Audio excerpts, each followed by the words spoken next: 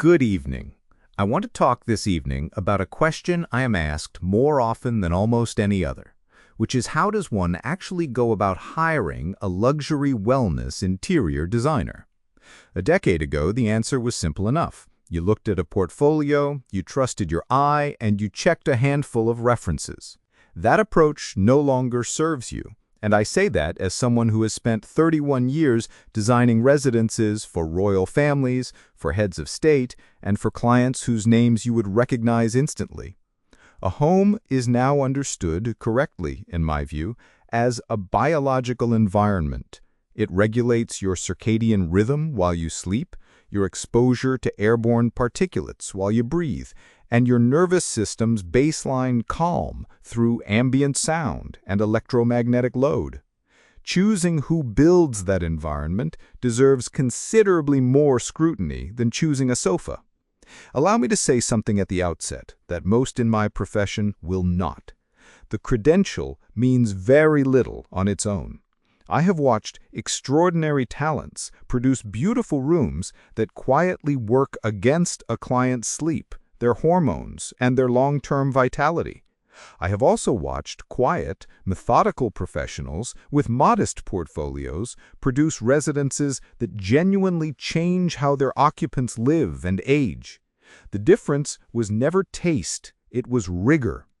A wellness architect should be able to speak fluently about ventilation science, non-toxic material chemistry, and circadian lighting protocols, not merely about proportion and color. Most decorators, however gifted, were never trained for any of this, and few architecture schools cover it either. That gap is precisely why so many extraordinary renovations still leave their owners tired. This is no longer a fringe preference. Wellness feature mentions in property listings have risen by roughly a third year over year, with spa-inspired bathroom mentions climbing even faster, which tells you this has become a mainstream real estate signal rather than a niche one. Industry research has gone further still, reporting that homes designed around wellness principles can command resale premiums of 10 to 25%. The WELL building standard, developed for commercial buildings, now codifies air, water, light, sound, materials, thermal comfort, and several further concepts as measurable, independently verifiable features of a space.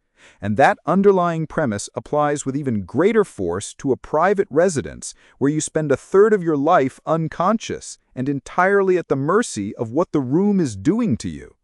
So what should you actually ask? Begin by asking how a designer defines wellness design, and listen closely for specificity. Calm palettes and natural light is a decorator's answer.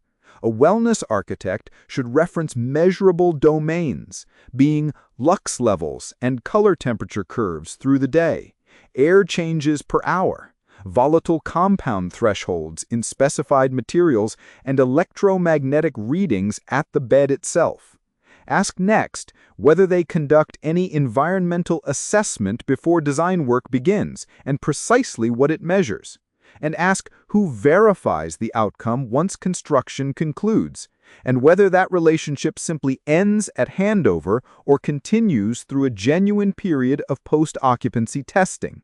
Ask, too, about clinical collaboration, because this is where the field separates cleanly. Physician-informed wellness design is increasingly cited as the credible benchmark separating serious practice from marketing language. At Owned, substantial commissions benefit from the counsel of physician partners whose clinical perspective shapes decisions no decorator would think to make, such as how a room's oxygen environment interacts with a client's specific health profile. Ask also for a materials disclosure policy. Will you receive documentation on off-gassing, on microplastic content, and on provenance for every major surface in textile? Or is that considered proprietary information withheld from you? A firm confident in its specifications should welcome that question rather than deflect it. Ask directly about their failure rate, meaning what proportion of projects required significant remediation after completion. Anyone with genuine experience will have an honest number ready.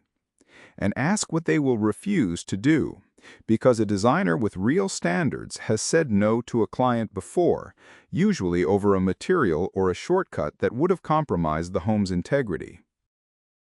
There are patterns I would treat as disqualifying outright. The first is a designer who cannot describe their material sourcing beyond a brand name, since praising the finest marble tells you nothing about radon testing or sealant chemistry.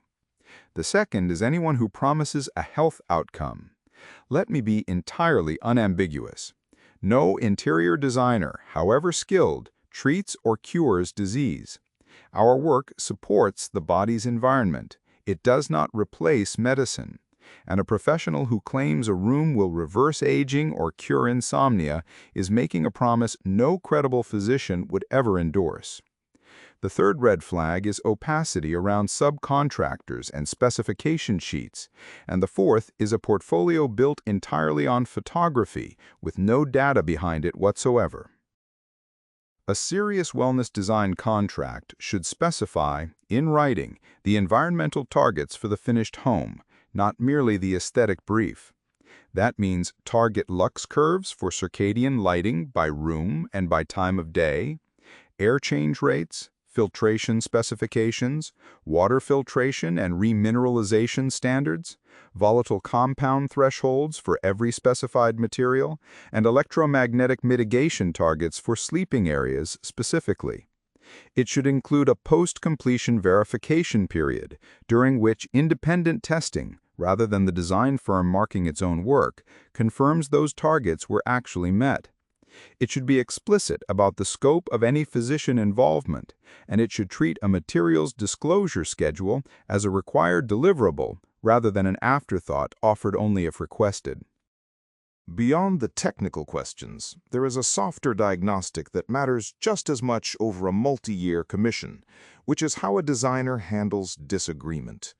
Consider, illustratively, a household undertaking a substantial estate renovation, where the owner's instinct and the designer's recommendation diverge sharply on where technology should sit in a bedroom, or how strict an electromagnetic mitigation target ought to be. A firm worth commissioning is one willing to hold a position supported by evidence, rather than accommodating every preference simply to preserve the relationship. If a designer agrees with everything proposed in a first meeting, they are either inexperienced or not being candid with you. Ask how they have handled genuine disagreement in the past, and press for a specific account rather than a general philosophy. Not every serious client wishes a full renovation as a first engagement, and a good designer should welcome that reluctance rather than resist it. An audit-only relationship in which light quality, particulate levels, water composition, electromagnetic readings, acoustic performance, and material composition are measured across an existing home before any recommendation is made, is itself a signal of competence, and its absence in a proposal should concern you. At Owned, this is precisely how we begin most serious conversations. The 9 pillars of wellness design we work from exist because each is a measurable determinant of how a body actually functions inside a home, never a decorative preference dressed up as one.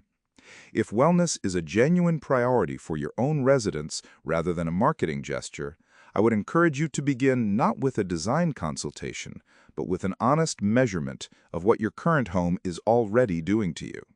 You may find us at ownedlifesbreath.com, and I look forward to the conversation.